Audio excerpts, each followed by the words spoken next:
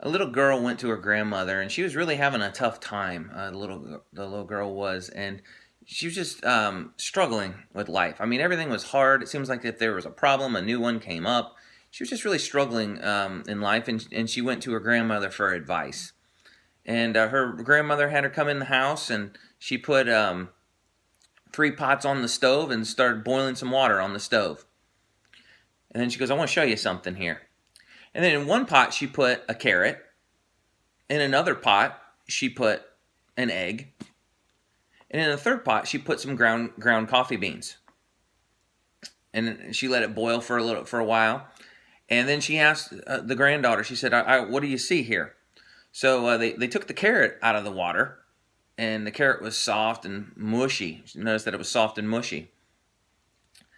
They took the egg out of the water, and the grandmother said, "Well, why don't you crack the egg?"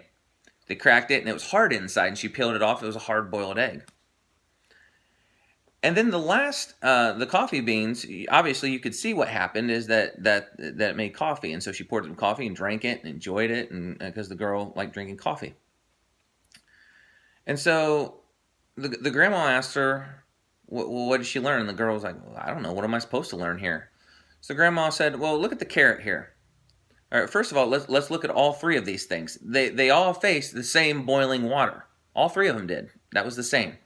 The carrot went into the water hard and strong, but when it came out of the water turned it into a boiling mush. The egg went into the water soft, pliable, went into the water, and when it came out, it became hard." Now the coffee bean was different though, the coffee beans, because the coffee bean, first of all, the water released what was inside of the coffee bean, the aroma, the flavor, and it changed the water actually into something instead of something difficult, something good, coffee. And so the grandmother then explained that we all face the same adversity in life, just like the boiling water, and we can choose to be one of those three things. We can be like the carrot. We can be strong. We can be really good, and then as soon as adversity hits, it turns us to mush. We can be like the egg, where we are soft and we're pliable, we are teachable, and then adversity hits and it just makes us hard, bitter, resentful.